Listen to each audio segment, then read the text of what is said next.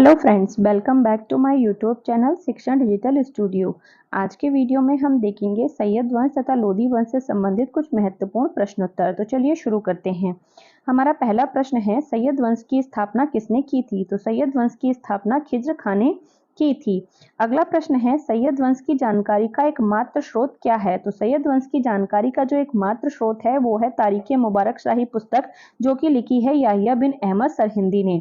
अगला प्रश्न है, रैयत आला किसकी उपाधि थी? तो रैयत आला खिज्र खां की उपाधि थी। हमारा अगला प्रश्न है, किसने अपने सिक्कों पर तैमूर तथा उसके पुत्र शाहरुख का नाम अंकित करवाया था? तो खिज्र खां ने अपने सिक्कों पर तैमूर तथा उसके पुत्र शाहरुख का नाम अंकित करवाया था। हमारा अगला प्रश्न है, सैयद वंश का सबसे योग्य शासक कौन था? तो सैयद वंश का सबसे योग्य शासक मुबारक शाह सैयद था।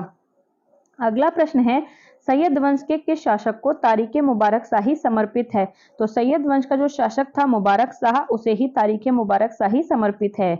हमारा अगला प्रश्न है, खोखरों के नेता जसरत का विद्रोह किसके समय हुआ था? तो ये मुबारक शाह के समय ही हुआ था।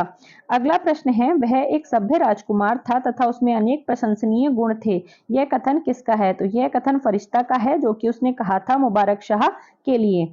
अगला प्रश्न है, सरवर उल मुल्क किसका वजीर था? तो सरवर उल मुल्क मोहम्मद शाह सैयद का वजीर था।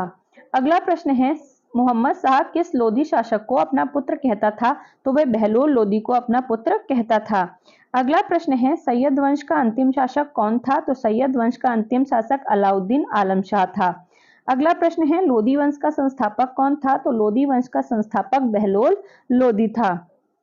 अगला प्रश्न है, बहलोल लोदी का जन्म कैसे हुआ था? तो बहलोल लोदी का जन्म शल्य क्रिया से हुआ था। इसकी जो मां थी उसकी मृत्यु इसके जन्म से पहले ही हो गई थी, बाद में शल्य क्रिया के जरिए इसका जन्म हुआ था। अगला प्रश्न है, खाने जहां किसकी उपाधि थी? तो खाने जहां बहलोल लोदी की उपाधि थी। अगला प्रश्न है, किस लोदी सुल्तान का 2 बार राज्याभिषेक हुआ? तो बहलोल लोदी का ही 2 बार राज्याभिषेक हुआ था। अगला प्रश्न है, किसने अपने अंतिम समय में अपने साम्राज्य का विभाजन कर दिया? तो बहलोल लोदी ने ही अपने अंतिम समय में अपने साम्राज्य का विभाजन कर दिया था। अगला प्रश्न है, बहलोल लोदी का अंतिम सैन्य अभियान कौन सा था? तो बहलोल लोदी का जो अंतिम सैन्य अभियान था वो था ग्वालियर अभियान। अगला प्रश्न है, सर्वाधिक समय तक शासन करने वाला दिल्ली का सुल्तान कौन सा था? तो बहलोल लोदी सर्वाधिक समय तक शासन करने वाला दिल्ली सल्तनत का एकमात्र सुल्तान था।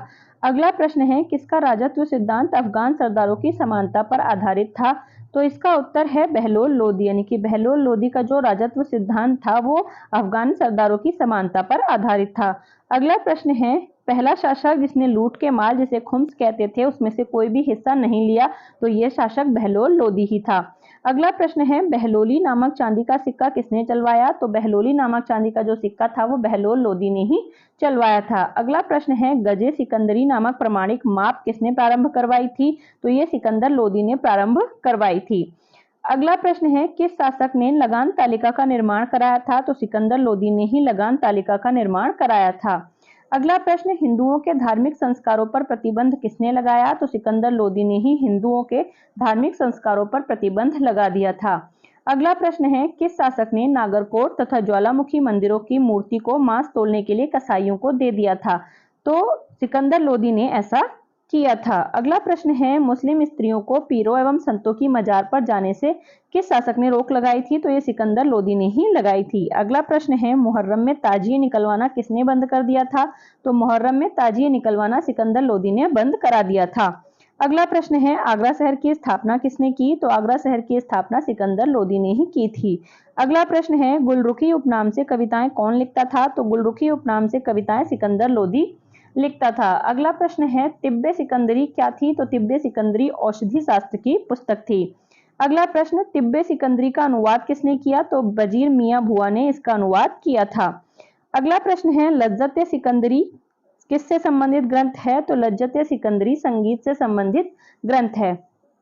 अगला प्रश्न है, मोठ की मस्जिद का निर्माण किसने किया?